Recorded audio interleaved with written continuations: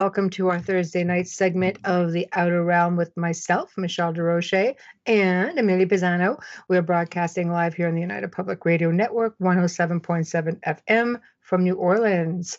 So pop on over to YouTube and get into the chat because that is the only place you're going to be able to interact with us and put your questions and comments in for our guest. And while you're there, don't forget to subscribe and pop on over to the Outer Realm Facebook page, follow us on Instagram and all that fun stuff. Amelia's always putting great stuff on there, so you don't want to miss it.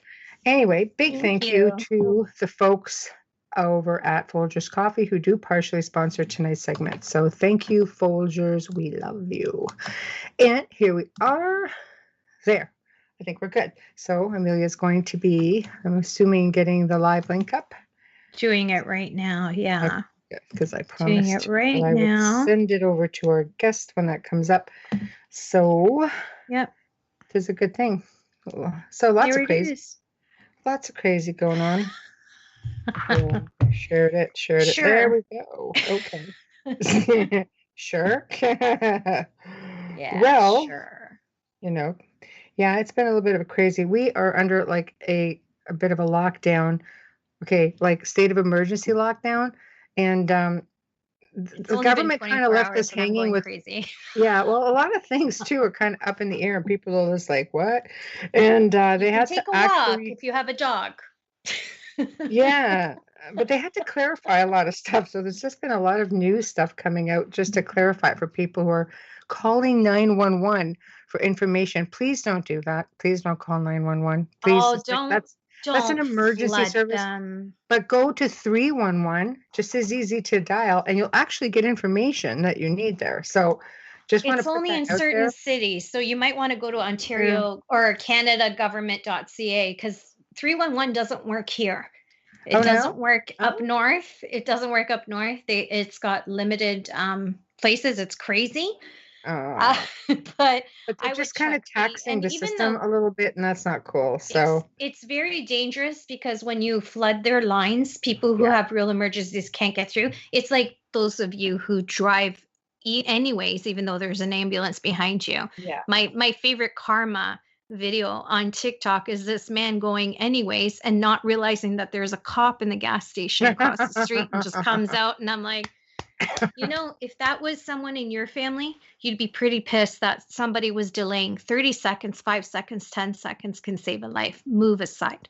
It is a lot. But I don't know what's going on with the closure here. I don't understand it in Ontario anyways, because we're locked down and Quebec's locked down, but everybody else seems to be free. I think it's just us.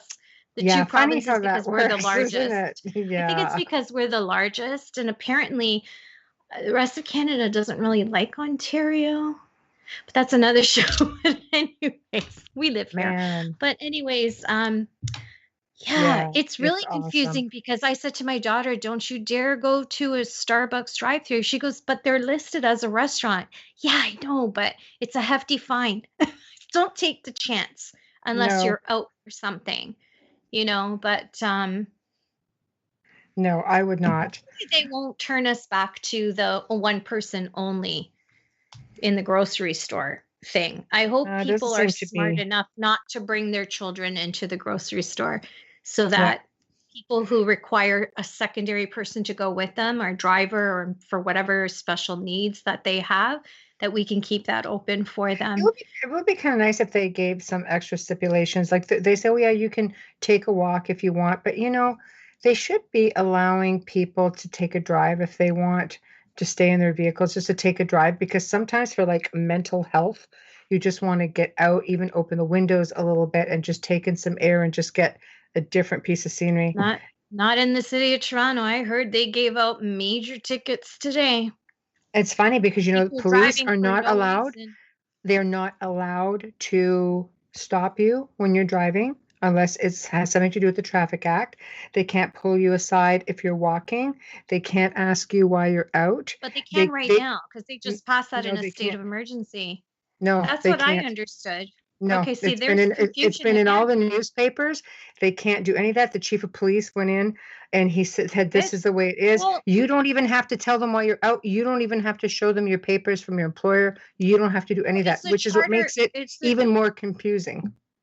It's the Charter of Rights of Freedom. So it does interfere with that. And the Yeah. only way that I felt that he could get away with something like that, or the government could get away with something like that, is if he instilled martial law.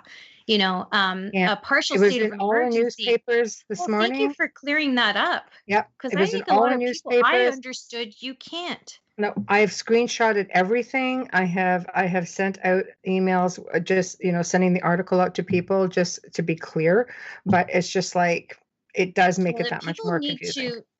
to know that, because all over social media, it is in Brampton, Peel, and Toronto that they were given citations. So I want to know what that was for. They said Yeah. there's so many cops out there. I said, yeah, but I think But you're that just might seeing have them been because before there's the less announcement people on came. the road. Might have been before the announcement Yes. came, and when it came, it hit the papers, and they all had to back off. The huge police presence out there. They're just not able to really do very much. But with that being said, we're Hey, waiting for our guest, and I'm really excited for this segment because there's so much out there: near-death experiences, out-of-body experiences, astral travel. A lot of people kind of get stuck on what the differences are. Are there any differences? What, you can do that on purpose? I love that and one. our What, you out can of just go on purpose? right? Yeah, Out of yeah. body travel and astral travel are the I same know. Oh, thing. there she is. Hello. Hello. Hi. So your name is going to like throw everybody off. Miss Marilynn Hughes. Marilynn Hughes here tonight. Yes. Founded the Out of Body Travel Foundation, has written 101 books, 40 magazines, and 18 CDs on out of body travel and comparative religious mysticism. Marilynn has written and taught since 1987, and she has had thousands of out of body experiences, as well as been in innumerable amount of radio shows. So we don't have sound. Okay, she You doesn't can have click sound. on your Okay. microphone. Okay. You know what? That could Test be the in your microphone. settings. Okay. I can't type because I'm No, like I'm 2 feet I'm away going from to my do keyboard. that. Test mic. Okay. And Okay. I'll check the oh, here we go. Zach's already here. Hi, Zach, man. When you see the red Okay, and blue checking flashing chat. lights, move aside. That's right. McDonald's Okay. drive-throughs are a nightmare. Since I started my diet, though, it doesn't bother me. Yeah, it wouldn't bother you if you're on a diet. Yeah. No. Fun, man. Can you hear Marilyn, me? last There night you on Jason are. Mann. We Can you hear got me? I you. cannot hear you. And I was Hi. hearing fine until I got piped in. So my apologies. I'm not sure. Are there any controls on here? Oh, we It's hear you okay. It loud could and have been clear muted now. on the other side. We're You'll hearing probably you. have to How are text it to you? me because I can't hear you. Oh, you can't hear us. You can't hear This is us? the Oh. mic That right could be in our here. setting. Oh, And it okay. was working. Okay. Okay, that would be in settings. Yes. Check your settings. Huh, I don't know why. Okay, just check your settings. Which settings? Because I've already checked the sound settings and everything was working fine until I got piped in here, and then the sound is Input gone. and output. I can't hear Input you. and output. So Can I'm you just tell gonna me what say you're hang saying up, there? hang up, and Check your settings. call in. You can just click. Yeah, okay. Yeah, we'll try that. That might be It could be in the easier. settings. When It you kicked put a her new out. Yeah. you put in new earpieces, you can have an issue with Yes. things. Yeah, because we definitely want to Hello? get there. Can you hear us Hi. now? Okay, Can you still hear us? can't hear you. Still can't hear Okay, us. it's on her settings. It's on her Sorry. end. Okay. Settings, input, are there output. specific settings on Skype that I'm not Maybe, aware of? maybe Can you just tell me take where the to find headset them? out. Remove headset. Just unplug the headset and Oops. talk from the Okay. microphone. Plug. That'll work. Okay, I'm just messaging her. There we go. Okay. Get your questions going in the chat room. Can you text me where I would need to change the settings, please? Okay. I'm not seeing that real clearly. This is a different Skype window than what I usually use. Okay. Unplug. Here. Up here. Is there anything over here? I can't hear you. I'm sorry. It's okay. I know you're trying to talk to me. Wire. So I apologize. The wire. See the wire? Pull it out. Take it off. Take it out. Off. Yeah. Now try. Can you hear us? Can you hear us now? No sound. No sound. That's on her. That's on her end. Yeah. We can hear you. Okay. You can hear me, but I cannot hear you. Okay. No. All right. Maybe always got the option of using a phone, guys. Okay. Telephone. Okay, that's bizarre. Not sure what could have changed. Let me just do a test here, a quick test.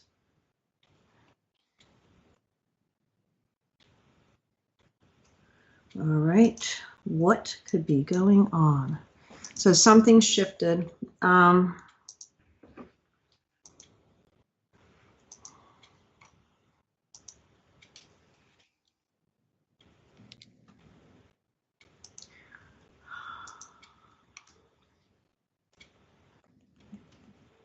I'm just going to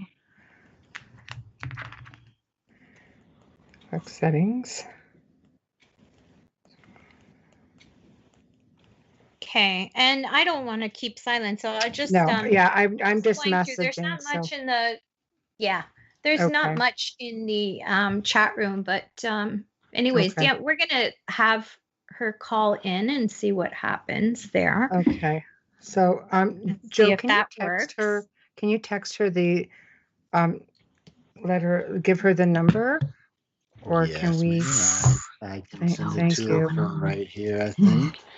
And let me see if I find her number. My number. Look, I almost gave her the phone number. I almost gave her my phone number. She's not reading. She's not reading the chat. You got her phone number? If you send me your phone number on my Skype, I'll call her. Okay. Just had a test tone run through, and the sound is working on my end. I'm just not hearing your sound. Yeah, something her Skype. She's not connected to Skype. Yeah. Okay, probably in her Skype settings, it's something changed or somewhere off. Okay. So call in. Which I would call in on your account. Yeah. Michelle? Hold on. Give us your number. Yeah, give her a station number. It's the easiest way to do it. Okay. Do you want to play a song in that meantime? Yeah, that's okay. Why? I'm not playing the songs. I'm in here with y'all now. Okay, so she's going. She'll type me a number. Sexy Beast Man's in now. So what are we talking about? She's okay. Yeah. She's trying me right now. So 1 second. Yeah, I'm all in work clothes and all, and I'm ready. Now we lost Michelle. She's just on mute. I mean, I'm looking good. Yeah. Still got sheetrock dust on me and paint and stuff. Oh, wow. That's hot. I don't know what happened. I'll be all dirty sexy tonight. What kind of trouble you getting into, Michelle? Oh, my gosh. I leave you alone for a second and breaking stuff. Oh, my God. I don't even know what's happening here. I can always see if I could try to bring her in by you can adding. Try dragging her in, but really, she just needs to call in. Be the easiest thing. Settings. It's something on her Skype. Because see, I could tell her you go to what is it? Well, let me get to my Skype page. You got a little button thing on the left. You click it on, and you go to the one on the right, and you click on where's it at? Wait to settings. Can you hear me now? Okay, I still don't hear a thing. Okay. Yeah, right. Oh, look at that sexy beast man. And then you go to the audio settings, and then you can play with it from there. Okay. We need the phone number, and she's okay. Well, I'm not messing with background effects and stuff. That's crazy. Good over here in these work clothes. Yeah, man. What can I say? Okay, you've joined again. I can't hear anything, so you've got to type it up if you want me to hear anything you're saying. Okay, I'm trying for the phone number. People leaving There as we is no speak. rhyme or reason because the sound is one's working on leaving. my system. I'm just Yeah, not it getting is. sound from your studio. It's Yeah, Skype. trust me. So I The whole world's apologize. I getting, don't know what's going on. getting sound. We all have sound. Nothing like live. Well, All right, Bubbly. I think here we I go. totally Home lost. I for see you, Marie. Bubbles, but I Sounds don't see good. your picture at all anywhere. Okay, there we go. Oh my gosh. Okay. Oh wow, that's a Right-click your great So microphone I'll in need the that menu. number if you guys could She's not send reading. that to me via Yeah. text. Right-click your microphone in the menu, click Properties, then Levels, adjust the volume level, and click OK to save your settings. Okay. Let me just taking a picture. I'm going to try to send her a copy of this. I think it's just a whole reflection of the last 2 weeks. Yeah. Here, So let's see. can you give me a phone number so I can call you? Okay. What's the number, Joe? 504-273-7379. Yes, ladies and gentlemen, 504-273-7379. Oh, that radio voice. I There just you got go. goosebumps. I got goosebumps down my whole right side. It's so Are you gonna strange because text I it can't to even me, see Amelia or right now. what's the plan? Are you going to I send me can a see her. phone She number? well, I Yeah. sent it to her, but she didn't see it. I see I've it. sent it to Phone her number by also. through the chat message. Oh, Okay. she's not Yeah, getting text. that's where to go. Like I said, I can't hear you. Oh, you know So what? I don't know what you're saying. So you're going to have to text it cheat. to Hopefully me she'll see on this. here if I'm going to understand. Right now, I'm she's got a private So- chat, so I'm gonna do the screen Okay, chat. there we go. Thank you. All right. okay, good. For her, if you're gonna text her, you gotta text her on screen chat. I do that myself. I screwed that up myself. So Oh yeah. my gosh. Skype. Okay. There's an extra Okay. number there, but I'm just going to try the first Sorry, digit. everybody. Yeah. Sorry. I If not, you may promise just want it'll to resend it it'll without the definitely extra be number. worth it. I know which one. Yes, we have Zoom. Okay. Why, do you think we should Is use that Zoom? you? Okay, because there's Is that you calling? There's 10 numbers that you gave me for a phone number, so I'll need to know It's the 504 corrected phone number if this is not the I'm calling in. Is this not the right number? 504. Okay, can you just give me the number, please? United. Okay. Yeah, that one. That's the one. Yes. Right. Yes. What they're gonna do. Yes. Waiting Okay. for them. They're typing something to me. Okay. Yeah, there's a I can lag. give you my number as well. You can just call me as well. Oh yeah, there you go. Okay. Bam, I we'll take will. that as problem. I come to this one. I don't know why I can't see Amelia. Right? Just saying.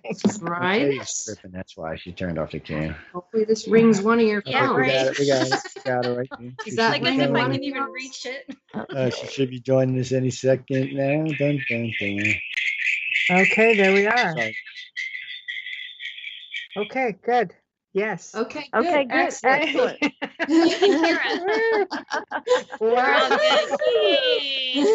That was crazy. Yeah, it's something. I know. I Look at know. me sweating on here. I'm like, geez, I don't know what to do.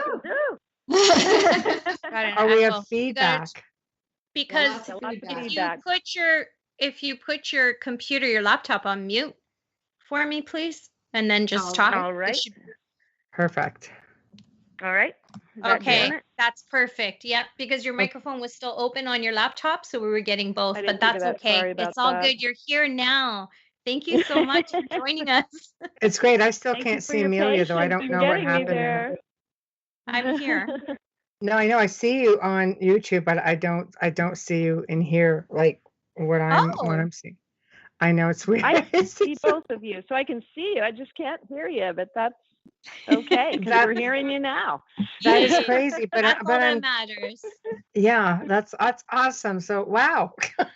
It's a Skype setting. It's okay. It's a Skype setting. You can just adjust that after so that you don't have that issue again. Yeah, someone put it in chat. I don't know anything about technology. I just sit here. Yeah, and it's weird I don't because have anything in chat about a Skype setting, but maybe you guys can pop that to me later. I sent you a picture. I sent you a picture, and it says everything in there. So I don't know, but Okay, well, into chat. because it's not showing up here. Private chat, no? Okay, so Oh, okay. I'll send it I'm to your not sure what's messenger. going on, but yeah, kind I'll of send it to bizarre your night, messenger. How about that? huh? Okay, I'll just try Facebook that. Messenger. Well, Okay, there we Facebook go. I'll Messenger send isn't it a to you good in place chat for me to go. on Messenger. Okay, so I don't Okay. see Amelia. That's just bizarre, but we're just going to kind of wing it. I don't know. I'm here though. I'm still here, my queen. I'm here. Apparently, we had some crazy solar flare yesterday that was supposed to mess a lot of Oh. stuff up.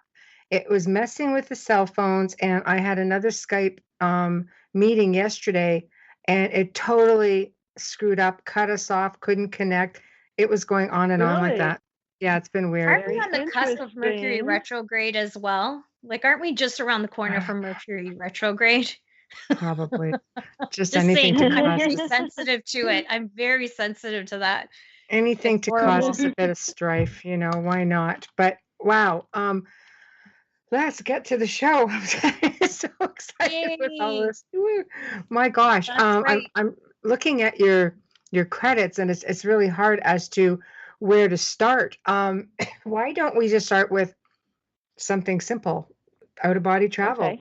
That seems to be a big one. Out-of-body travel. Sure. Yeah, that's what we're all about. The Out-of-Body Travel Foundation, founded in 2003 to reduce spiritual hunger worldwide. You can find us at outofbodytravel.org on the web. All of our books and film and everything, music, art is all available for free download there. We also have a course of study for people interested. So we have a lot of resources for people. And so, if you're asking, what is out-of-body travel? That is when the soul separates from the physical body and is able to then travel through other realms. And a lot of people are starting to learn that it's not just, the astral plane. It's literally multi-dimensional travel that we can have through infinite numbers of realms. And so what this is then, what it becomes is an accelerational tool in the spiritual journey of the soul, because of the fact that we are being taken directly into things. And along the way, we are taken directly into the very specific things that we came here, incarnated here to accomplish, to overcome, to work through. And so it brings a lot of things up to our conscious mind that without it might have taken years for us to become even aware of. So it accelerates the path by a great deal. It's also a beautiful experience. It's a beautiful experience for most. There's some other sides to it regarding spiritual warfare, but there is so much to be discovered. What St. Paul said, that eye has not seen nor ear heard, what God has prepared for those who love him, was an understatement. Yeah. Wow. Wow. Yeah, that's a mouthful. Yes. I think like out of body travel would be, I guess, the same as being astral, just releasing from the physical and basically just going for it. I think a lot of people get scared when you say astral projection, because there's so much misinformation out there. Like, do you talk about there being an astral cord? Is there an astral cord? Is there such a thing you need to worry about when you go? Well, a lot of people have seen it and a lot of people haven't. I've never seen the astral cord. Mm. So just because I haven't seen it doesn't mean it doesn't exist. A lot of people have, so it probably exists. The misunderstanding that people have about the astral and the difference between astral travel and out-of-body travel is just semantics, really. And so it's what it is the astral plane is the fourth realm. The fourth realm is the realm that overlaps the third dimensional Earth. And so when you're talking about astral travel, you're specifically speaking to travel in that realm which overlaps our third dimensional reality. When you're talking about out-of-body travel, you're talking about anything including that, but well beyond it as well, because that's literally only the fourth realm. And in out-of-body travel, you're going to travel way beyond, fifth dimension and beyond, as well as some of the lower spheres as well, depending on how you're called in the spiritual world. And there is a lot of misunderstanding that people have about the experience of out-of-body travel. And I try to cover a lot of that in my books. I've written 104 books on out-of-body travel. We have a whole series of books on the how-tos. And for those who are interested in, delving into the things that block people and the things they're afraid of, they can just get a start with Come to Wisdom's Door and the Mysteries of the Redemption, a treatise on out-of-body travel and mysticism. And this will go into the various things that people are afraid of. But, a lot of people have fears just because the experience can be profoundly powerful, and that alone can freak somebody out. People are afraid of running into disincarnate entities. People are afraid of, people are afraid of running into ghosts, lost souls, wandering spirits, and of course, any kind of spiritual warfare, which would involve the darker side of the issue.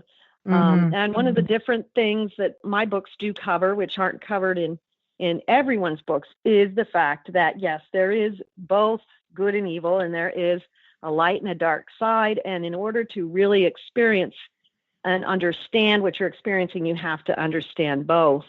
So that's deeply covered in my work. Is it always voluntary with the out-of-body travel, or is it involuntary at times? Well, there are a lot of people who will have a spontaneous projection.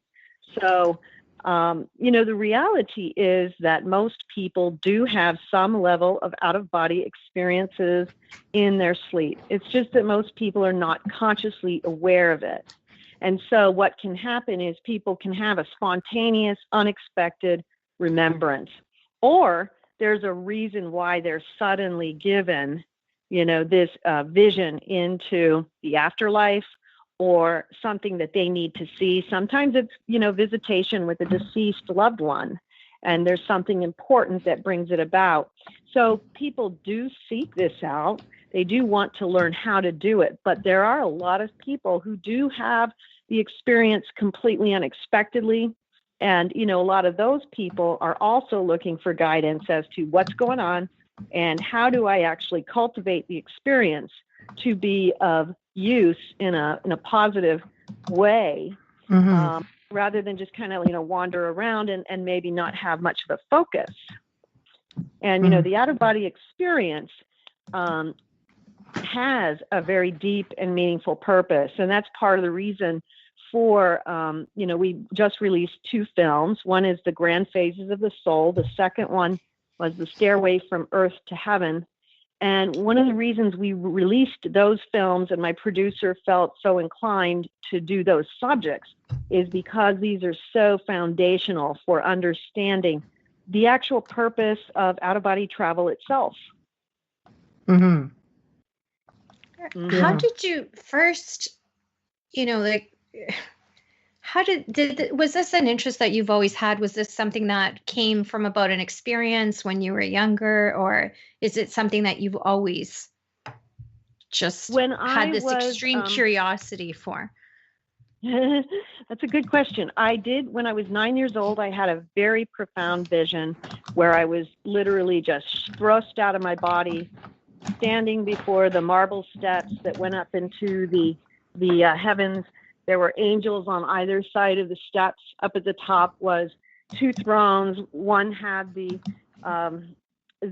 appearance of an older man, and then the one next to it was a younger man who I perceived at the time to be our Lord and our Jesus Christ. And remember, we are always also, instructed in ways that we can understand and relate to. So it alters and changes as we grow. But I was told at that time that this experience would come back to me later, and that I would have a purpose that I had to fulfill, and that there would be difficulties in the path. I was shown specific difficulties that did come to pass and move through. And so I was kind of given that window into it. And I was very, very moved by the experience. But then it didn't return until I was 22, where I just started having them spontaneously and began journaling all of the experiences. And, now I'm 55, so it's been like 30 something years and thousands of experiences later. And what you do find is that there is a defined pattern of behavior. One of the books we just released, Dialogues with a Mystic 2, is the second in a series which is cataloging and following the spiritual counseling that I was giving to a particular client who was seeking the out-of-body experience. And in Dialogues with a Mystic 2, we're going through these various purifications before seeker is able to then begin having, deep spiritual dreams and then fully conscious out-of-body experiences. But it's very directed, and these books cover the process. It's a way for people, I do offer spiritual counseling, but it's a way for people who may not be able to do individual spiritual counseling, for them to benefit from watching that process through another person's experience. And so that's where Dialogues with the Mystic, and this one that we just released is the second, that's where that was born, in that desire to make that process available to everybody.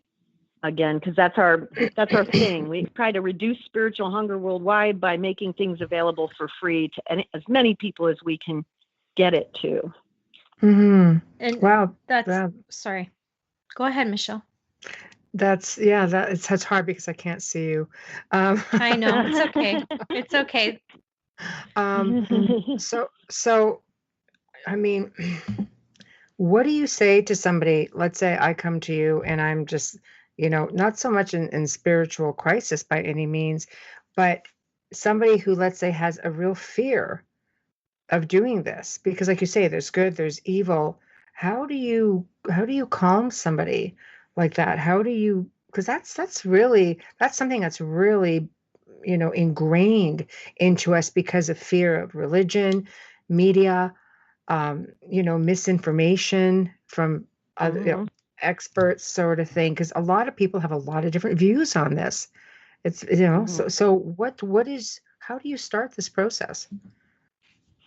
Well, you started with the study of mystical theology, and that is what actually simplifies it, because then we are actually going into the science of the soul. This is the science of the mystics, the actual tradition of the mystics from throughout world history and from every religion and every culture, the shamanic traditions, everything throughout time. And we find in those traditions that there is a method that works for the great masters, the prophets, saints, mystics, sages, and ascetics from throughout the world, that has proven to be effective. So we start there. But there's a couple of things with fear, because you want to kind of identify what the fear is first. For some people, if they're just really afraid of the experience, we encourage them to enter into a purification journey without seeking the out-of-body experience, which can be done because we have the ancient sacred texts. And so we can actually glean from the writings of the prophets, saints, mystics, sages, and ascetics from forever, and we can actually energize that process without having to be an out-of-body traveler. In most cases, though, what you're going to try to do is pinpoint, what is it that they are specifically afraid of, and then you're going to tackle that. So if maybe it's the unknown. So the unknown is usually the big one. You're right. Yeah. Yeah. Oh, yeah. A lot of people death as well, right? Thinking, yes, I'm here, can I go back? One is always taught, and it's indoctrinated in us throughout our lives that when you see that light or you see that staircase, that's it. But it's not always so. Right. It's not. And, and I've gone ironically beyond those borders many times and still been sent back, so, Yes. I think, but it's a great point that people are uncomfortable with the unknown. But one of the things that I think my books does help them to do is it gives them a window into what to expect and what they're going to experience and see, so that it becomes less unfamiliar. So when it does start happening, they're like, oh, okay, I read about this, so I know what this is. I'm cool with it, Mm-hmm. Right. So it does change that. And one of the big things that I'm always encouraging people to do is, with a spiritual journey, whichever mode you may take, always set out with the intention that you want God to show you the truth, even if that truth disagrees with your current view of reality. By doing this, you make yourself teachable. You see? Because when we proceed with wanting to have our own views validated, we just put up a big brick wall. Mm-hmm. That's true. When we place before us this excitement and wonder of, I'm willing to be taught and I can be taught, I'm humble enough to be taught, then, the doors open much quicker. And what happens too in the mystical that I think is important for people to realize, there are a lot of things for people to learn about.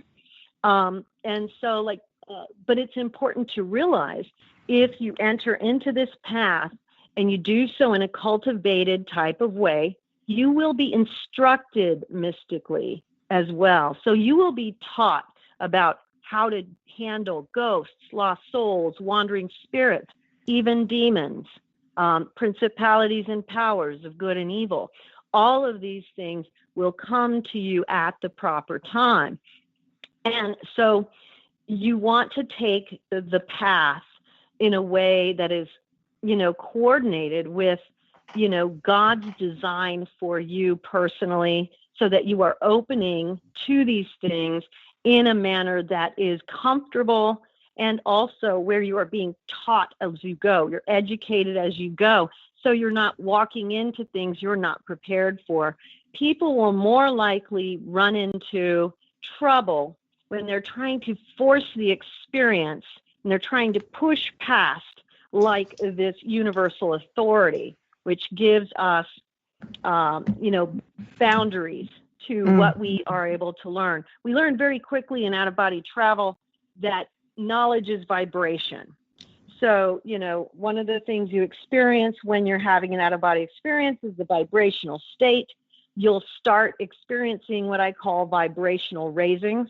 But those vibrational raisings are literally the very core foundation of the experience, because as your vibrations are raised, you are then made compatible to higher and higher spheres, and you become more able to comprehend and understand things in an energetic way, things that may not be able to be put into words, the kinds of things that near-death experiencers talk about when they say, for the moment I knew all the mysteries of God. We do experience that in some of these experiences. So what we're trying to then do is allow for the vibration to be central and forefront in the experience. One of the reasons the great masters, the great prophets, saints, mystics, sages from all these traditions throughout the world were profound and deep meditators was because the meditation process is one of the means by which we are allowing those vibrations to come into us and to transform us and to then prepare us for higher and higher travel. There's a lot of little practices that we can do in our daily lives, most of them around the idea of meditation, prayer, spiritual reading, but a variation on those themes that prepare a soul and propel a soul forward in the out-of-body travel journey. So what are the chances? I know we have a question in chat, so I just want to ask this quickly. Hijackers. Yeah, sure. That's something that I often hear people say, that they worry about hijackers. When you're out, you have all these disembodied, all this disembodied energy, these lost souls, so to speak. What are the chances? Okay, and when you're talking about hijackers, are they worried that they're going to take over their body while they're gone? Yes. Okay. I'm guessing so that's what the let's go term. into that, because this one can be taken care of very easily. So let's go back to what I said earlier, which is people are having these experiences even though they're not aware of them. Right. So when we go to sleep at night, this is happening. And so what's happening when we go into the conscious state is just that we are bringing it to our own memory.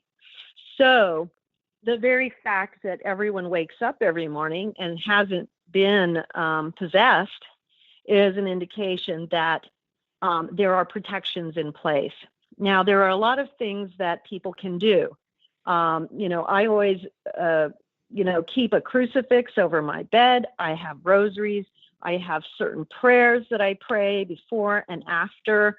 There is a spiritual life that we can cultivate that allows for us to be more protected in those ways. We also want to make sure that people do not feel that they should go into the realms of the darkness. So, for instance, if you read my books, you'll find that I was called to work with souls in the lower hells and the purgatories and in different spheres. It's important that people follow the direction that they are given regarding what they are called to do.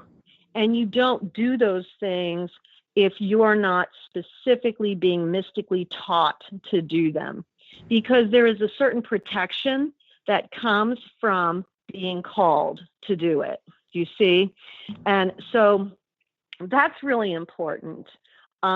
There are those are legitimate concerns in the fact that those things do exist and those things can happen. If you even look at the story of the exorcism of Emily Rose, that was a situation wherein a succubus came into her body in the middle of the night in a college dorm. And these types of things do happen, and we have a whole history and lots of data in exorcism on how these kinds of things actually do happen and are very, very serious. And so people want to stay away from this kind of stuff. The way that you protect yourself the best is by becoming more and more knowledgeable about what's out there and how do you practice a spiritual life that will provide you with protection. A lot of this is actually taught in mystical theology. A lot of people don't realize that actually in Catholicism, there's a whole, science of mysticism. It's one of the, all of the religions, ironically, have these mystical traditions. In Islam, you have the Sufis, you have the Kabbalists in Judaism. Obviously, Buddhism and Hinduism have their mystical sects. And all of these other things, Sikhism, Jainism, all of these things have those aspects. And in the shamanic practices, which are fascinating because of the fact that they happened in primitive religion, even though there was no contact between any of these continents at that time, and their practices are so similar. What they show us, what all of these mystical traditions show us, is that they're all touching into the same universal consciousness.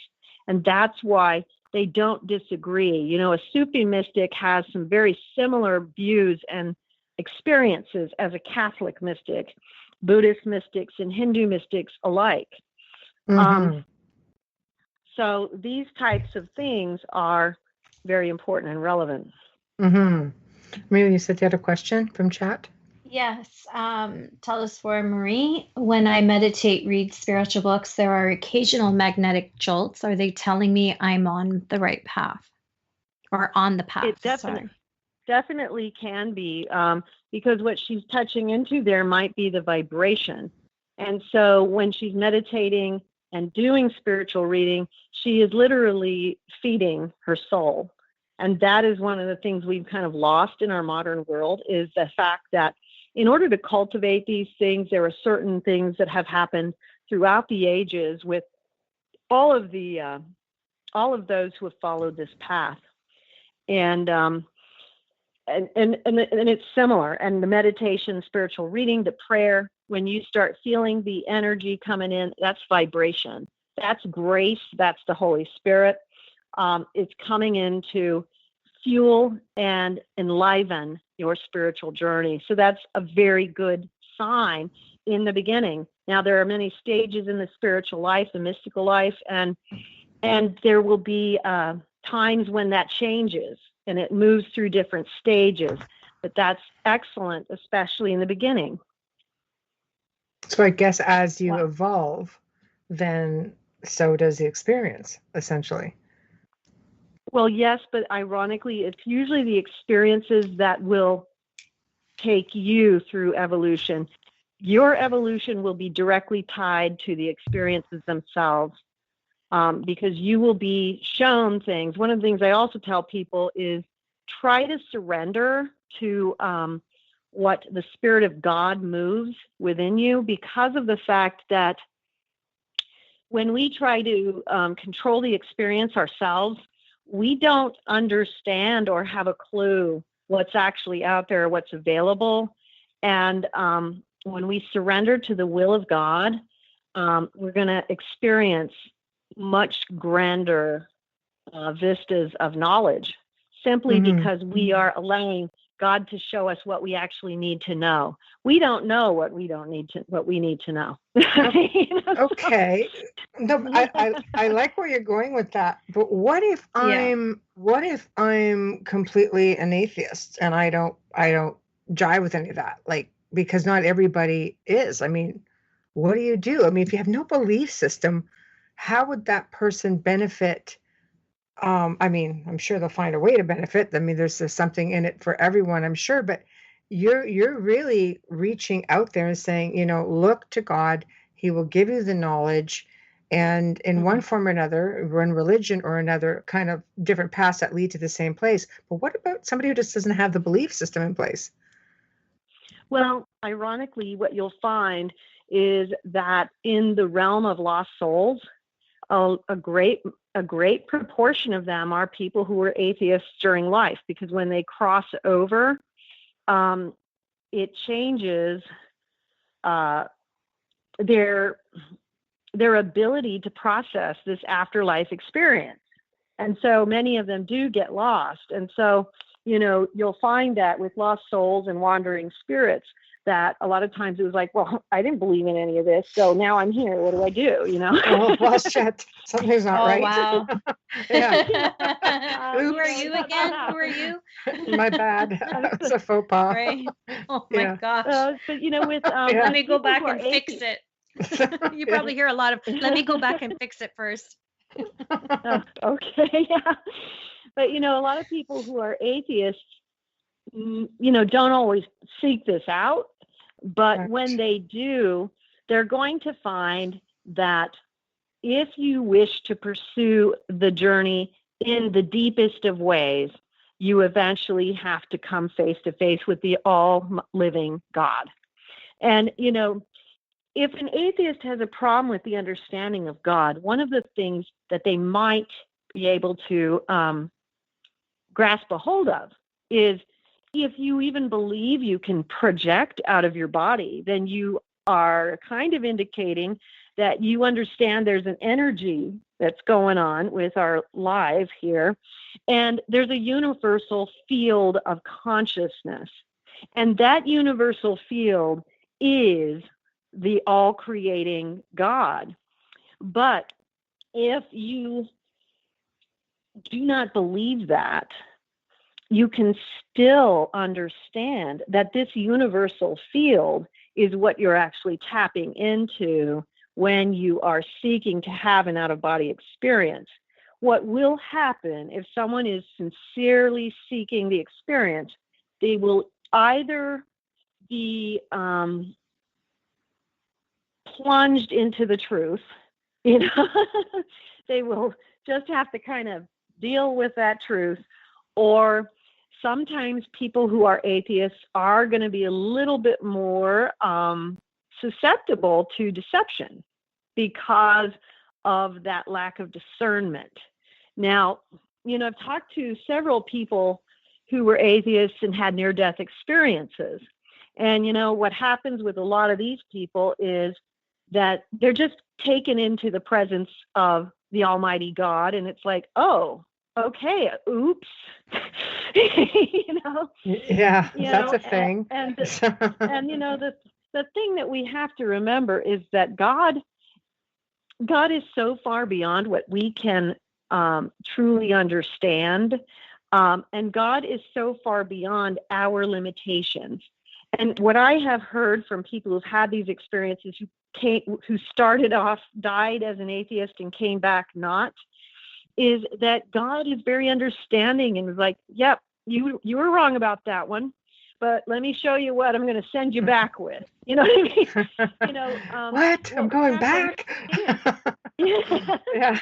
Well, the whole process of understanding who we are comes from this concept and understanding of how we move within this universal field of being, and how our existence resides there, how it moves there, how it contains.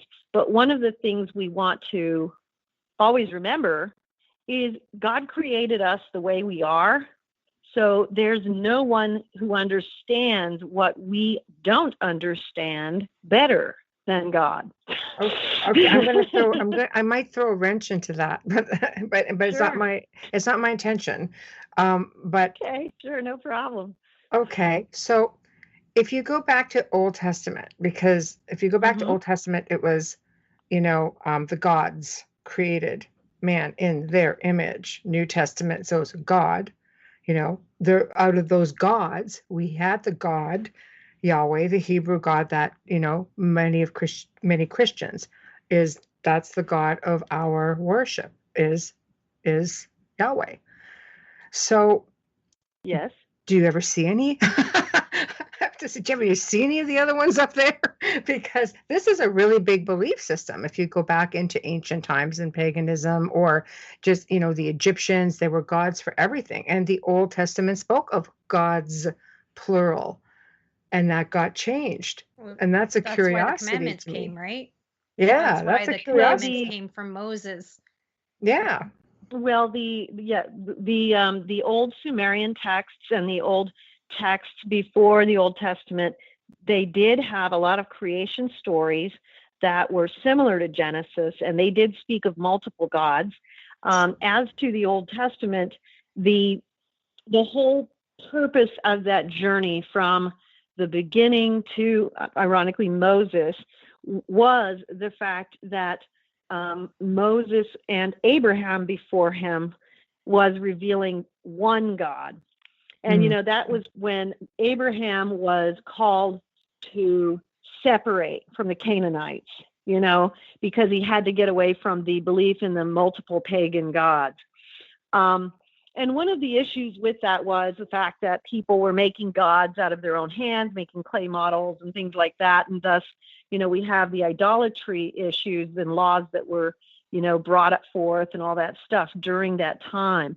When you experience the out-of-body travel state, and if you enter into a purification journey, you absolutely will go back and visit and experience all of the important moments in all religious history, salvation history, and you will experience all of this. You'll meet with the prophets, saints, mystics, sages, and ascetics.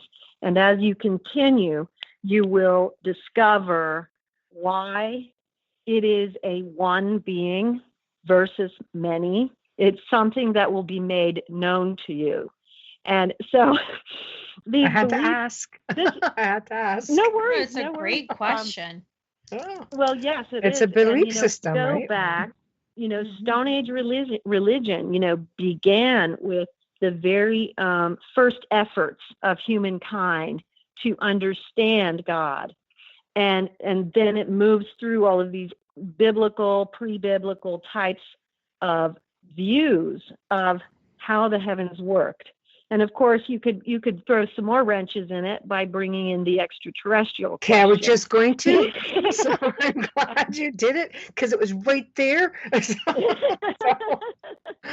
Because Well, they're even also wanna say it. interdimensional, right? Like, Yeah. they are interdimensional. And, when you look at the ancient Sumerian texts and the work of Zechariah Sitchin, the texts in ancient Sumeria could very well be relating to multiple quote unquote gods that may have actually been extraterrestrials.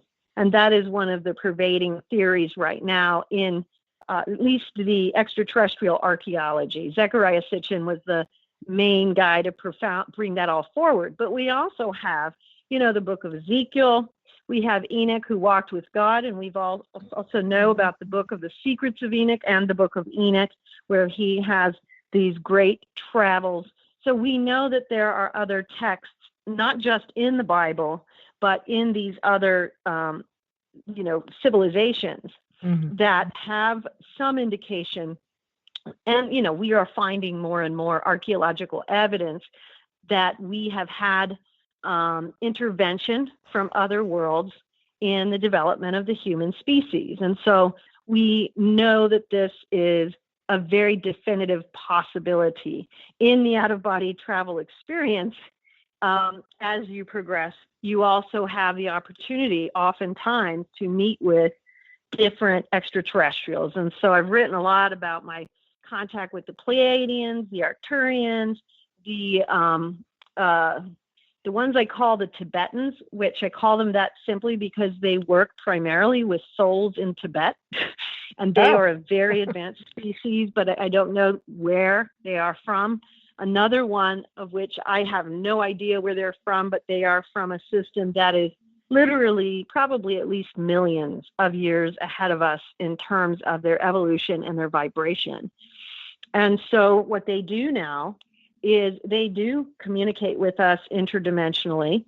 And the ones that are like these, the ones that are of a higher thrust, a higher vibrational thrust, they assist souls in the evolution in this realm. We do also have knowledge of other extraterrestrial species that are not, a higher evolved reality. The cosmos of the galactic heavens is just as complex as the systems in the world of different societies and cultures, and so it's just as diverse as that. I've had the pretty cool experience of going to the Galactic Council and just seeing hundreds of different types of civilizations represented there. So there is a wide variety of that going on. And so in relation to the question of the multiple gods and then how the extraterrestrial impact there, I think that there is a great deal of evidence to support, not to mention that anyone who experiences out-of-body travel usually will get drawn into this. I have known some who don't, but most people will get drawn into being shown some of these really important connections. When you go through the initiations into the mysteries, you're going to go into the Egyptian mysteries. And, the Egyptian society was very attached to extraterrestrial things as well. So there's a lot that goes on here, and it does make it more complicated. But the reality is that what we do not know, we can seek to know. And it is available to us, because all of these things are within the, the energetic memory of our world, of our species, and of these other species. And you do travel through those things when you are experiencing out-of-body travel. As long as we're not living in a matrix as well. I'm sorry, what? As long as we're not living in a matrix, I guess, for sure. That's just been proven 2 days in a row. Yeah. Okay. All right. Yeah. Well, I've never seen the Matrix movies, but No. but It's one of these new theories. Tell me what you're talking about there. I'm sorry. It's, it's starting Yeah. to feel like it. There is another question here by Telesphore Marie. Nag Hammadi Gnostics, they describe the archons. Yes, right. Question. Yes. And of course, you'll often hear the term, this is so archonic. We're living in archonic times, and their mission is to enslave humanity, hence Matrix. Step outside of it, which would be exactly everything you're teaching. Right. Yeah. So- We've got Well, Marilynn the hooked on non-comic Netflix effect- for the next 2 days. What is? We're going to have you hooked on Netflix for the next 2 days watching Matrix. It'll be a different side to your research. That sounds fun. That sounds fun. So I'm very interested in the Gnostics and the Gnostic texts. And, Yes. you know, the Nag Hammadi text is something I spent a lot of time on, and also a lot of the other Gnostic texts. And, you know, the idea of the hierarchies as even portrayed by the Gnostics, you know, like for instance, in the Pistis Sophia, is often, in my view, misunderstood. It is made more clear through out-of-body experiences, because when you go into these different hierarchies, you understand that you're literally learning a cosmology. Now, it's easy to misunderstand what these texts are saying. What they're doing is they're delineating different lines between the different boundaries between different modes of action. And there are, you know, we are all in a system where there are orders of beings. You know, just as there's hierarchies of angels, there are orders of beings. There are different creatures created for different functions. And so it can come across, and ironically, I wrote a lot about this in The Primordial Seed, which I'm going to be buying a lot of focuses books tonight. You know that, right? Like, seriously. I'm just listening to you and I'm thinking, do I have room for 104? You know? Well, you can also download them, and maybe it won't Oh, take I up like- as much room. But I'm you know, old I am school. a book fan. I'm I old love school. to hold Yes. books. I need the Yeah, smell you and can I probably need the tell feel. from what's behind me. Yeah, Yeah. I love to use the regular books. I haven't really quite adjusted to the electronic form yet.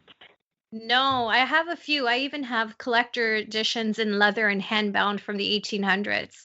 I have I a love thing for books, those. but I think it has to do with past lives. It may very well.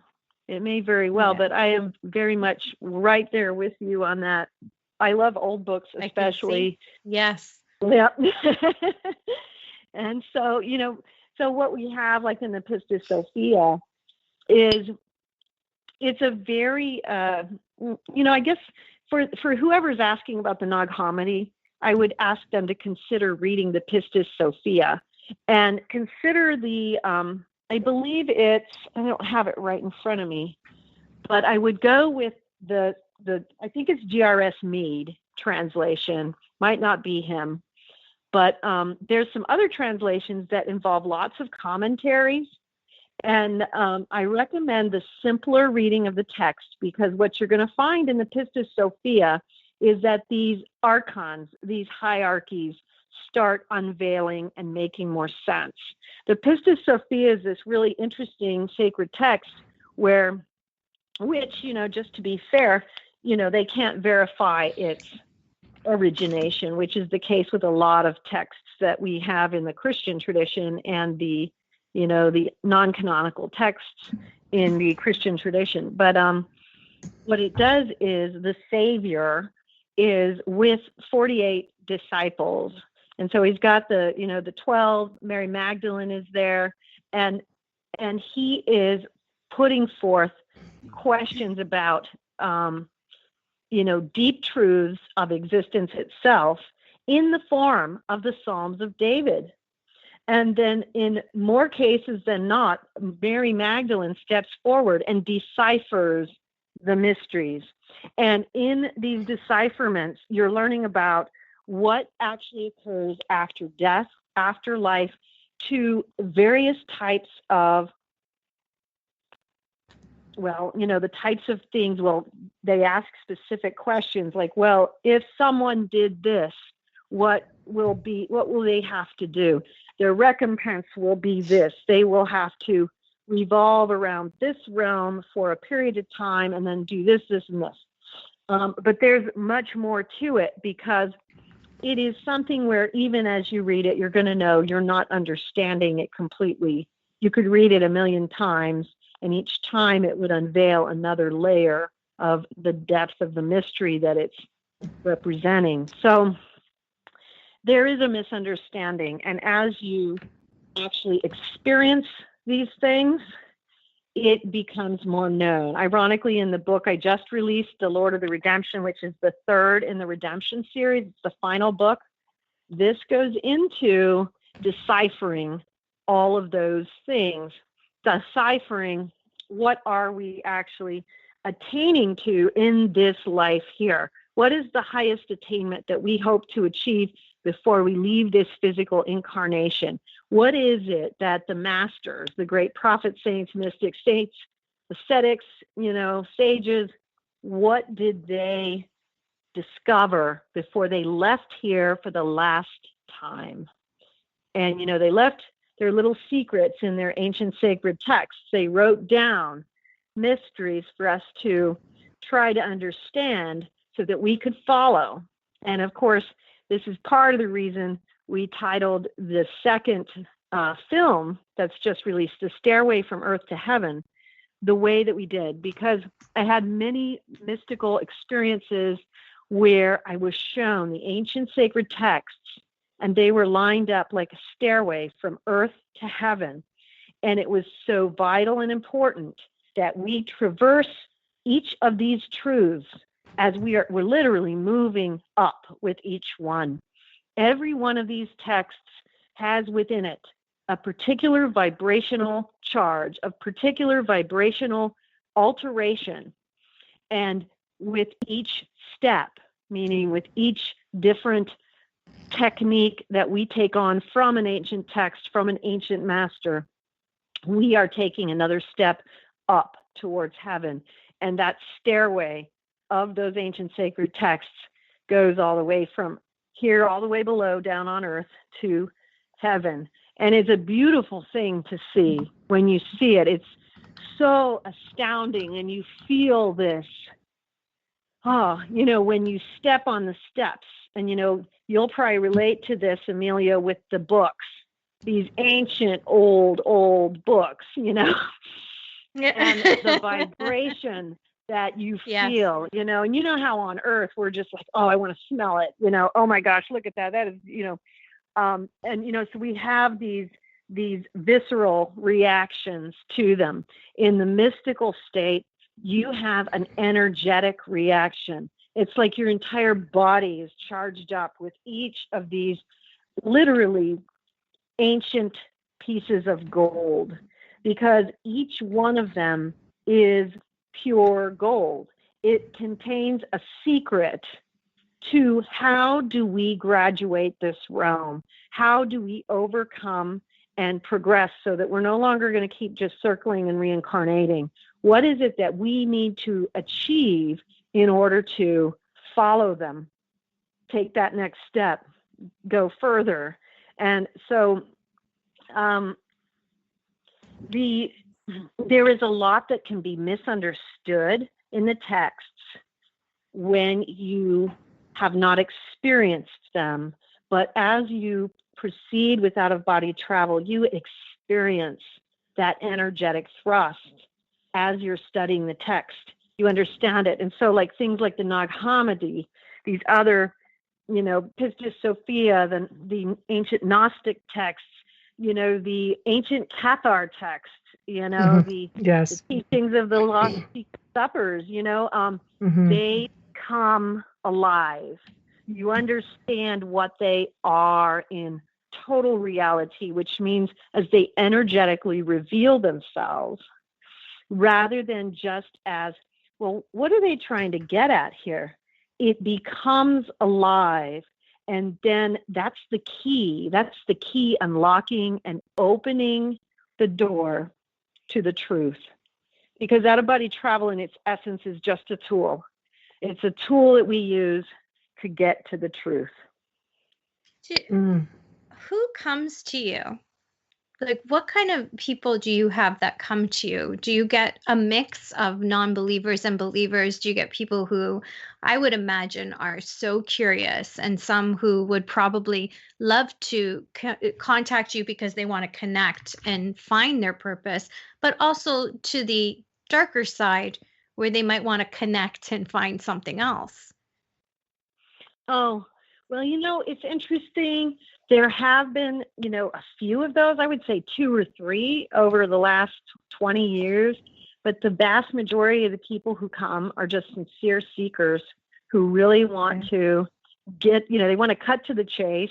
They want to find the way that is going to be most meaningful. A lot of people come to me as well when they find, like, for instance, that they start experiencing some elements of the dark side, and maybe the other places that they've gone have not actually addressed that. And that is something that I address very much in my work, because it is a huge, important part of, learning to travel this way. We can't ignore the difficult parts of it. We have to handle them head on too, so people come to me with that. But, it really is it's a real wide thing, because it's anyone from the age of 12 to 90 something, and it's both men and women, who are seeking, and they want to progress. So they want to cut to the chase. They are wanting to learn how to have this experience. But the people that usually come to me are the ones who want to have the experience in a purposeful way. It's not usually the curiosity seekers that I will encounter very much, because people come to my site and they generally figure it out pretty quickly that this is mystical theology. This is the tradition of the mystics from all ages and from all traditions, that we are just learning how to recreate, because we are literally standing on the shoulders of thousands who came before us, who have already marked this road. I'm not teaching anything new. I'm just trying to make it more accessible to people, and make it a reality for more people. And what they find is these are usually people who are very sincere in that purification journey. Because, one of the things I've talked about a lot is that, if we are incarnate here, it's because we have unresolved karma. So we have to enter into this purification journey. In the documentary film, The Grand Phases of the Soul, we talk about the purification, the discrimination, which is discernment, and then the discipline of the soul. And there is a very clearly laid out path that people will be able to find themselves on during their traveling, their journeying. And it's, it's similar to how, it was Dr. Raymond Moody, Yes. who I was honored to be on the Joan Rivers show with in 1992, who really laid out the similarities between near-death experiences and the pivotal moments, like the life review, the seeing of the light, seeing your dead relative. He pointed out all of these potential similarities and literally codified that field of study. Yeah, he was way ahead of his time. He really was. Oh, yes, he was. And, he was a contemporary of Dr. George Ritchie, who was also on that show with me, and Daniel Brinkley, of course, who is also, a pioneer in this field. Mm-hmm. And what they were able to do was lay a framework for people who had near-death experiences. So even though people's experiences are different, they were able to find themselves on this grid, so to speak, of, okay, so these are the parts of the experience I had, these parts I did not have. And so it helped them to better understand what was happening to them. There is a similar process with out-of-body travel, and there's a hugely similar process with mystical theology. We have some of the greatest mystics from throughout the world, Rumi being one of the big ones. We have the St. Teresa of Avila, the John of the Crosses, but we also have these amazing others like Zarathustra, someone that I was honored to meet in the mystical spheres in an out-of-body experience, who was the founder of the Zoroastrian religion, the first monotheistic religion before Christianity, and it came by about 4,000 years prior. And so there are amazing texts, the Pahlavi texts, the Avesta, and the entire cosmology that was shown to Zarathustra. You know, the same type of thing happened with Enoch. We can see in the study of the ancient texts that there is a pattern of unfoldment that occurs in the mystical life. And so we can expect certain things to happen in a certain order. And nobody falls onto that like perfectly, just like the near-death experience parameters. But what it does is it helps people to know what to expect and to be able to have a certain understanding of where they are at. What phase of the journey are they on? What types of things do they need to focus on now? And this is very helpful for people because, you know, we began when we talked about the fear of the unknown. Well, what happens when you realize that it's not as unknown as you thought, that there is actually this, and this is just one wall in my house. So there's actually, you know, all of this, the ancient sacred texts, which have shown us what to expect. You know, we have Earth Store Bodhisattva, who was an ancient Buddhist monk who traveled into the hell realms and liberated souls there. We have documents and texts that show us that this mystical gift of out-of-body travel happened in every corner of the world from the beginning of time. We are seeing that it's not so unknown. And every time you pick up another ancient sacred text, you are becoming more familiar with it. It becomes less unknown, you see? And so you can even see it through these different eyes. You know, it's not just a Catholic or Christian saint who has seen the lower hell realms. Now we have this Buddhist bodhisattva. There are all these other texts that come from these great saints, you know, of every faith. The Sufis having the same types of experiences as Catholic mystics and Jewish Kabbalists. Rumi being literally the most famous and most loved poet in the world is also one of the greatest out-of-body travelers in the history of the world. Wow, that's interesting. And, you know, Rumi, his poetry was mystical poetry. And I used one of his quotes to end the Lord of the Redemption, because Rumi is the mystic's mystic. He was completely immersed and translucently moving through these fields of universal being in a way that was so profoundly unique. And you know what's also interesting about that? He lived about 810 years ago in Afghanistan. And one of the greatest mystics of all time in our world came out of Afghanistan.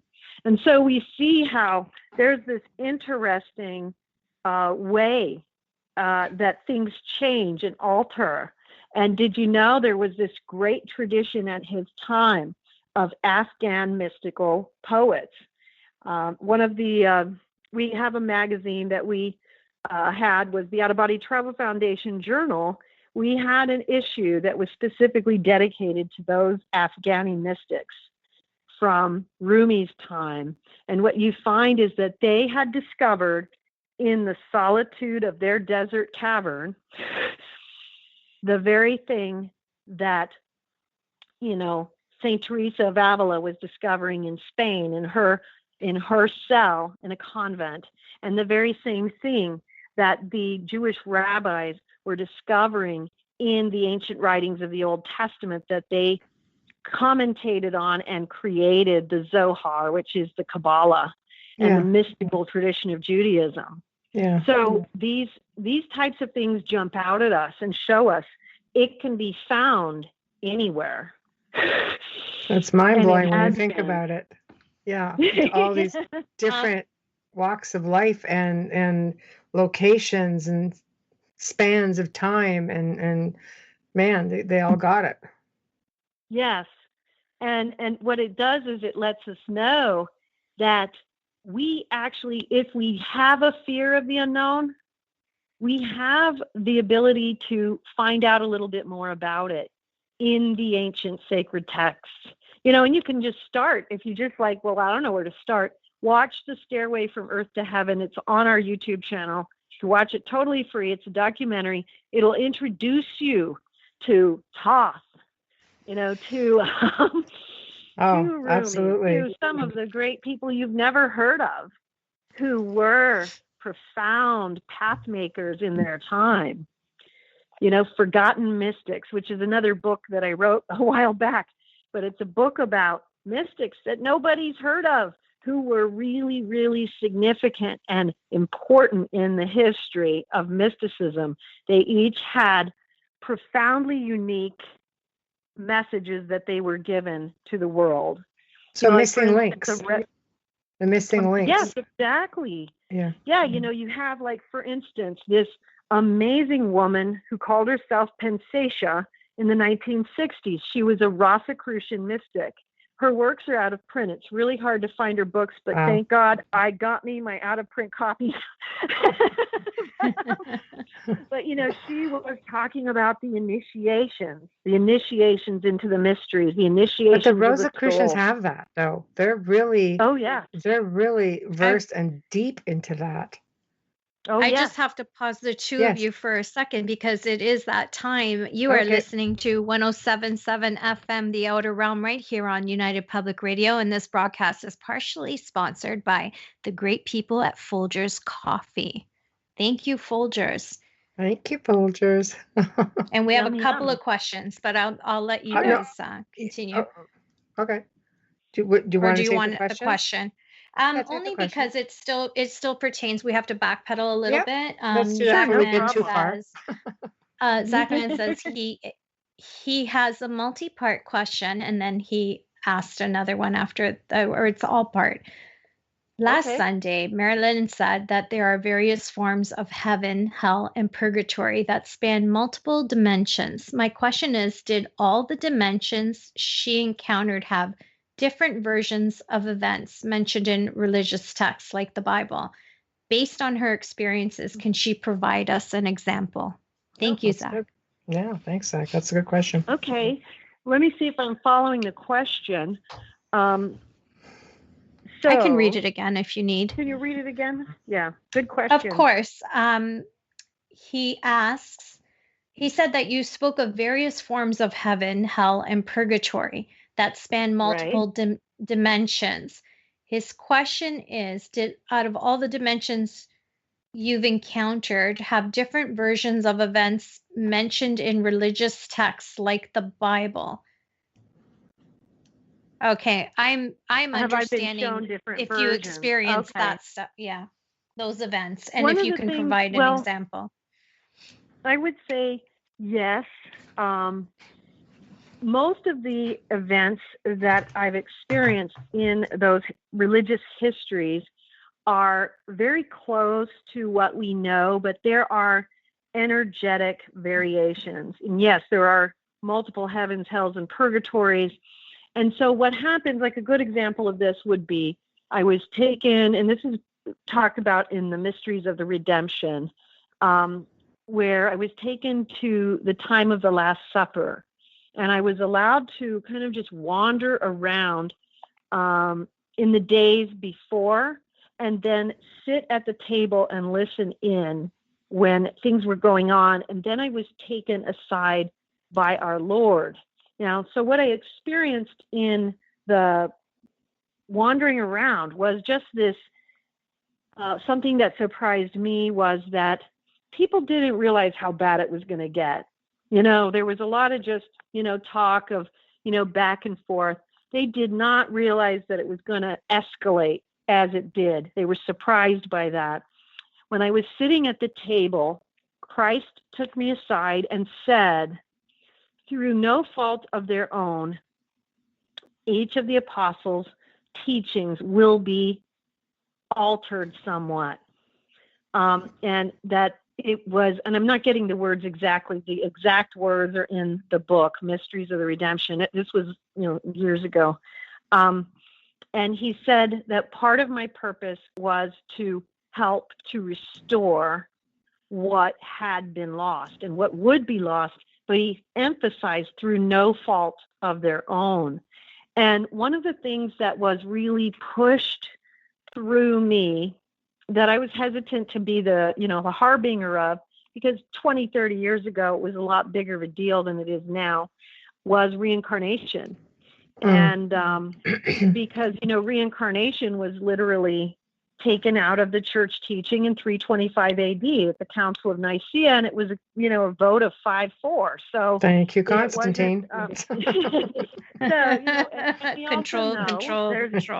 Yeah, and in the Mysteries of the Redemption, you'll also read a section which shows the many points in the Bible where there are references to reincarnation, and people are just kind of ignoring it. It's kind of like, how we just reframe something to make it work. So, for instance, when it says the brothers and sisters of Christ, we reframe it. Oh, it must have been his kin, his cousins. Well, that's not what it says. So, we have all of these things that we run into. We know that Christ had asked people, he asked his apostles, who do people say that I am? And they said, they think you're Elisha or Elijah. And the reason Christ didn't question them would be because in Judaism, reincarnation, that ancient rabbinical, Pharisaical Judaism, reincarnation was part of their belief. That was a natural part of their belief. And that's why he wasn't like, no, that's wrong. You can't say that. He didn't do that because that was a natural part of their belief. He didn't contradict it. He just let them know that Elijah had already come and they didn't recognize him, and that was John the Baptist. So there's one episode, and there are many others, and there's a lot of books written on this, but even in the Mysteries of the Redemption, you can go through some of the texts and writings of the early church fathers that I included. There were early church fathers who believed in reincarnation and wrote about it, and they did get suppressed. So I would gather that part of the message that I received at that time had to do with reincarnation, because that was something that I was pushed so hard to openly reveal, despite at the time a lot of pushback on that issue. And every time I would be like, I don't want to deal with this, I'll just take it out. No one needs to know this crap.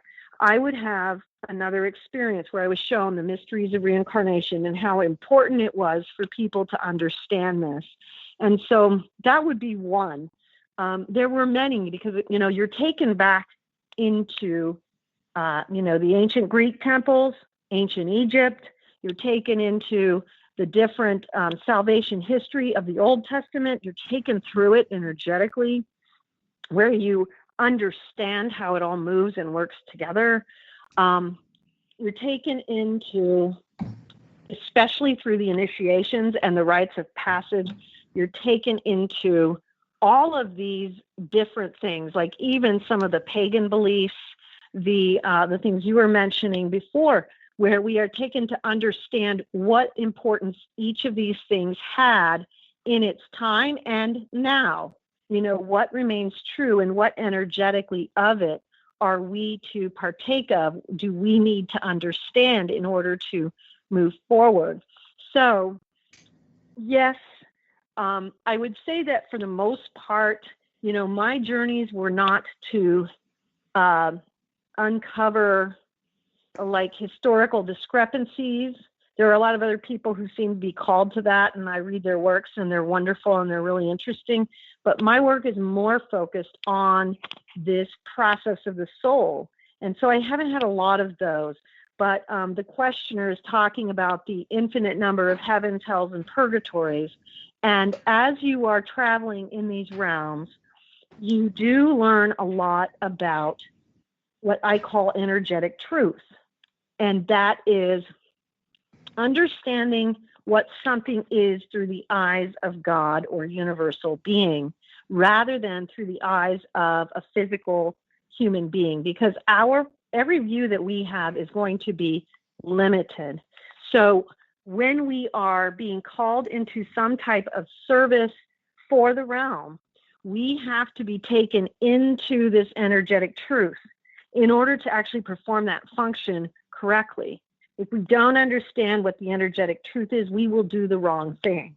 And then we are also then fueled with the Holy Spirit, who gives us the grace and the impetus and the instruction as to exactly what we are to do when traveling there, because we're usually there to assist other souls.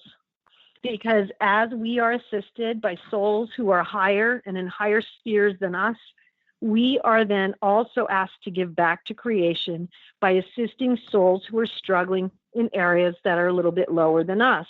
So it becomes very easy to understand why we have to do that when you realize it's creation continuing to give back to creation. For everything we receive, we must also give. Paying it forward. Yes. It would probably explain why some people wake up with that feeling, after a really good night's sleep and sound sleep and long hours, why they still feel like they've worked all night. They feel exhausted in the morning, like they're pulling double duty, so to speak. Is that because they're off just assisting other souls, bringing them over? That absolutely does happen. Right. That absolutely does happen, because when you are called in to work on something energetically, you will wake up exhausted, and it is a natural reaction and response to the work we're doing. I think people misunderstand that it actually is a work. It is. So it does actually involve the expelling of energy. And so, yes, and many times especially when you're dealing with some of the more difficult things, like in the lower realms, you're going to wake up really exhausted. But even in places within our own sphere, you can be very exhausted, because we do get called in to work on the subconscious thoughts of other souls who are struggling with things. And then we are informed of that energetic truth, and we are given to impart it and share it with them. And yes, we do. We get tired. It's very tiring. At the same time, you are also, if you continue moving forward in this more complete way, then you are also receiving, the energetic thrusts that are being offered to you. But there will be many, many, many days where you will wake up exhausted.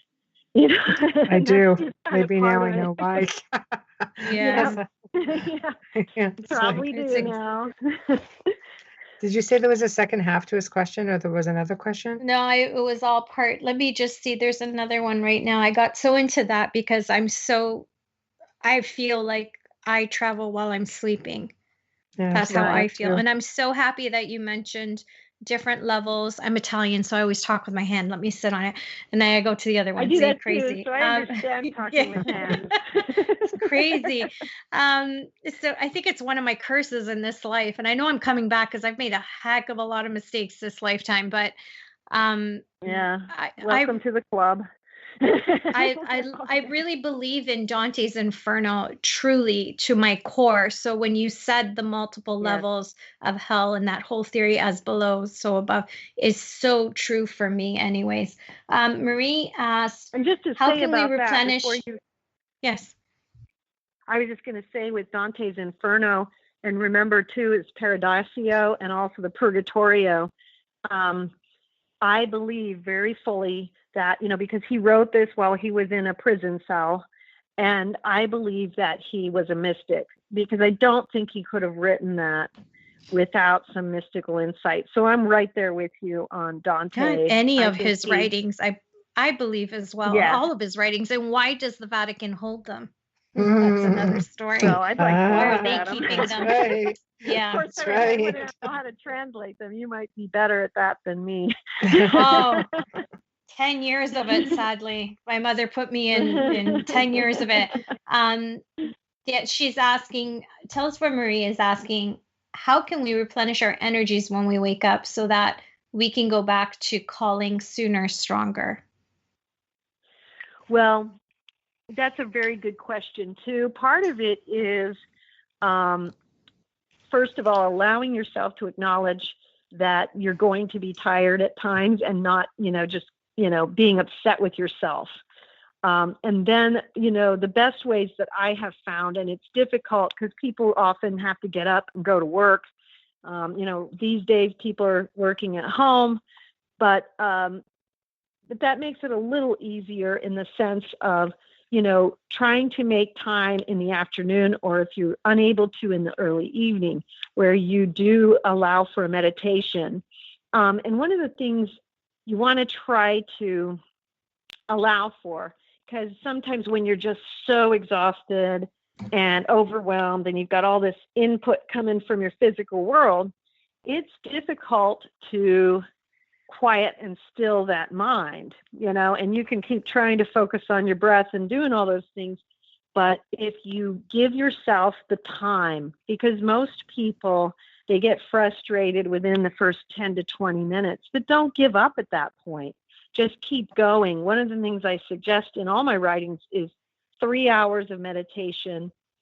Most people can't do that every single day, but try to put enough time aside where you're actually giving your spirit and soul a chance to bypass all of that mass retain, which is being thrown off at the beginning. The other reason for the long period is because out-of-body travel, you have to go to a deep level of consciousness to actually enter into the vibrational state. So you want to give it the more time, the 3-hour period. But just even the rejuvenating, you want to make sure that you're not just giving up like 30 minutes in. It's like, okay, well, that wasn't very good, because if you just persist, you may actually throw off some of that and be able to get into a more restful meditation that will re-energize you and prepare you to go back into whatever service you may be called to. And so that's one of the most helpful things for me. Also, prayer, and one of the things I think people can definitely improve upon is realizing that even our daily work can be offered as a prayer to God. We don't have to have just a prescribed prayer time. We can be offering either this conversation with God, or even just, understanding that we are giving our gifts that we have in the physical waking life just as we do in the mystical sphere, and we give it as an offering. That in and of itself lightens our load, because we are transforming those experiences. We are taking them to a higher thrust, a higher vibration. So all of those things. And of course, so like a form of sacrifice, really, well, you are offering your daily duties as a sacrifice to God, and as an act of obedience to God. And also, if you incorporate as much as you can, some type of daily spiritual reading, because you want to look at that as it's almost your bird seed. You're throwing in the food of the spirit. And we all need that constant replenishment. And so we want to not neglect the spiritual life. St. Padre Pio, who was a stigmatist and one of the best, of mystics, always said that daily spiritual reading was absolutely essential to the spiritual life. And so I'll let him speak for that, because he's smarter than me. And a lot. He recognized his calling at 2 and 3 years old. I don't know if you Yes. had an opportunity or if you've read his journal. It's quite amazing. Yes. And you know what? Letters I have of Hope. I have right over there from San Giovanni Rotondo. I am so Yes. lucky. I have all of his letters. It's not even in print yet. I've had it for 20 years. A nun went to San Giovanni Rotondo and was able to get me a copy of, there's 3 books. They're all like this thick. One is all of his letters to his spiritual directors, and then the letters from his spiritual children.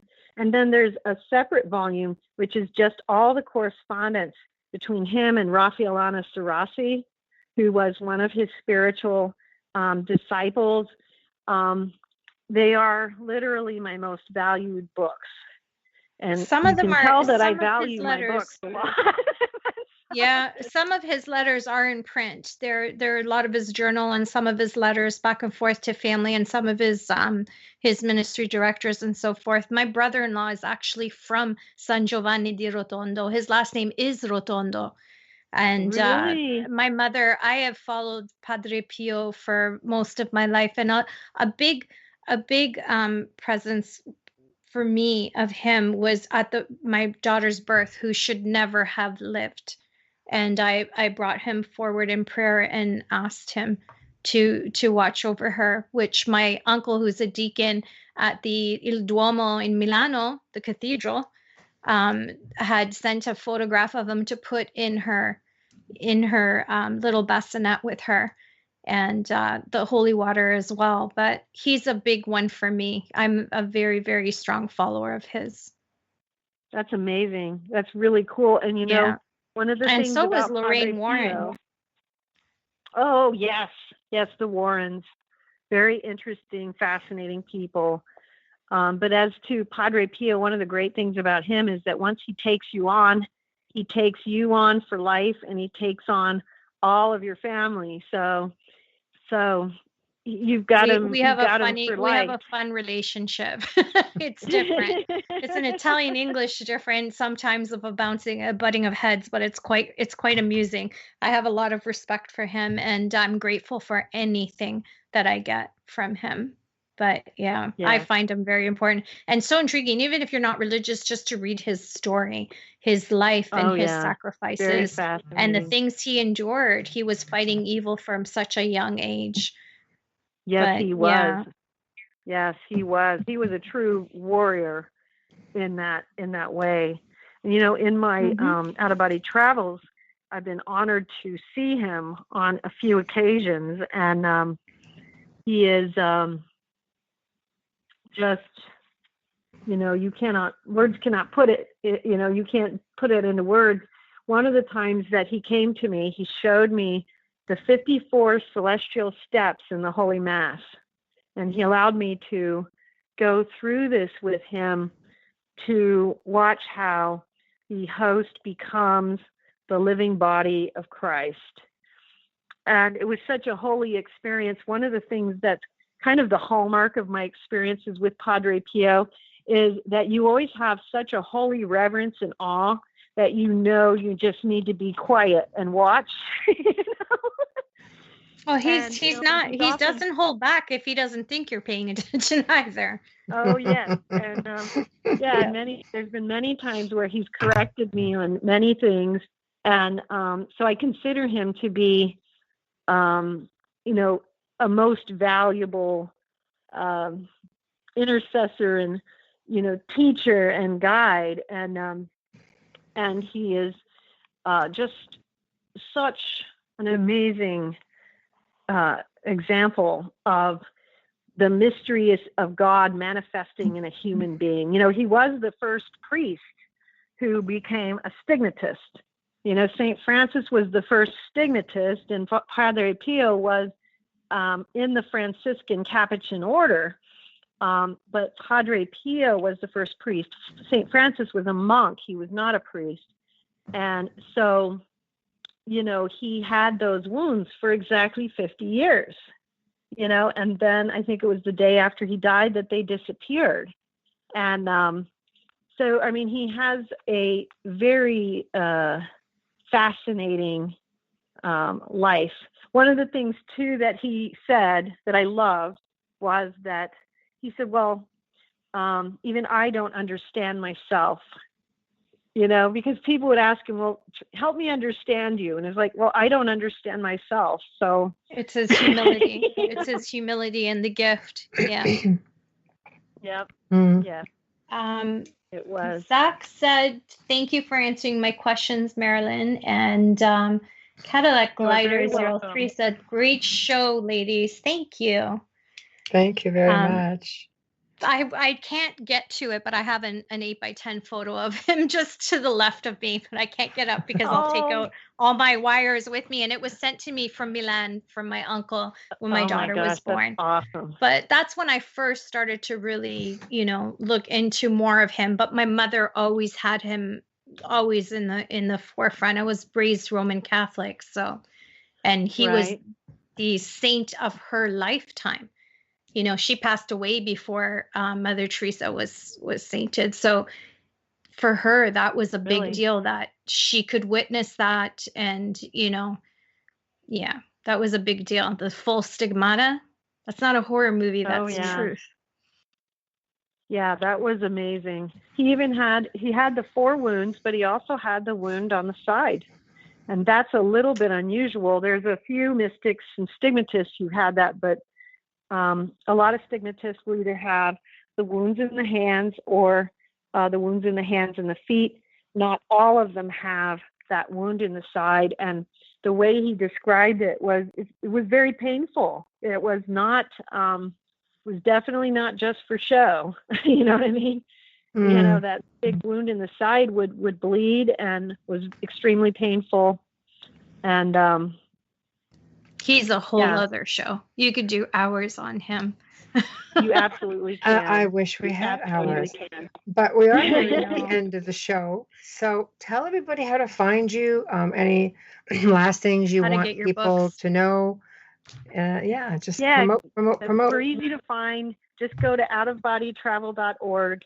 My email is at the website. You can email me if you have any questions. All our books are downloadable for free. Click on the YouTube channel if you want to watch the 2 new films. There's the Grand Phases of the Soul, The Stairway from Earth to Heaven. You can also watch another documentary that was done featuring my work called The Road to Armageddon, a spiritual documentary in 2012. And, the 2 new releases, The Lord of the Redemption and Dialogues with a Mystic 2. Anyone who's going there and is just getting started, we usually recommend Come to Wisdom's Door and the Mysteries of the Redemption.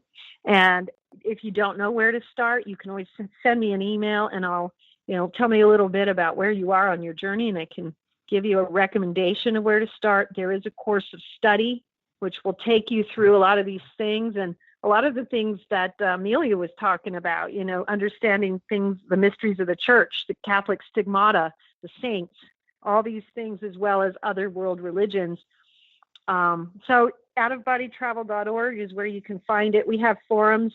You can talk to other people who are going through similar journeys as well. Fantastic. Outofbodytravel.org. And I just put that. I'm sure there's just like so much more we haven't touched on. We might actually have to do this again. Let's do it, girls. Yeah, we will. Yeah, okay. We have to hit the near-death experiences, right? Because I've had several, so I need to talk to you. Yeah. No, we'll definitely I'd love to do that. That would be great. We'll definitely do that. Really interesting to take apart, Yeah. Oh, you're gonna have a field day with mine because mine are so diverse. They're not one is the same, and 3 of them I had one after the other. So we have a lot to talk. That would be very fun. That would be very interesting to try to see where they're leading. Because sometimes the very fact that they're all diverse is a message in and of itself. You know what I mean? No, fantastic. So what I'll do then is I'll be in touch and I'll throw some dates at you and we'll work it out. And I thank you so much for joining us tonight. A little bit of a rocky start, but we finally got there and we had a lot of fun. We got a lot of stuff out. So thank you. And I will be in touch with you. So everybody, sounds great. It was great to meet both of you and Really enjoyed our you. chat and enjoyed meeting you both. Thank you. Thank you. We'll definitely It do was it an again. honor. I'll be in Thank you. touch. Hey, Okay. thank you. All right. Thank you. Well, we've come to another fantastic segment on the Outer Realm. And wow, like I said, rocky start, but it turned out to be everything I knew it would be. So thank you, Marilynn Hughes. And thank you, Joe Montaldo. And huge thank you to Folgers Coffee for partially sponsoring tonight's show. Please remember to stop by United Public Radio YouTube channel and subscribe.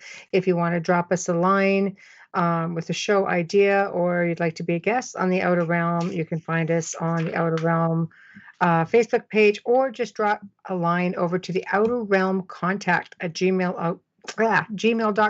So again, the Outer Realm contact at gmail.com. And join us again next week as we have Mark Fiorentino coming to the show Wednesday night and AP Silva, boom, coming on Thursday. Both are going to be fantastic segments. So on behalf of Amelia and I, thank you. Have a good, safe weekend. Y'all behave out there, and we'll see you next week. Stay home. Stay home, Ontario. That's right. Thank you. Night, night. Say, hell no, Justin. We're coming for you, Castro. I want my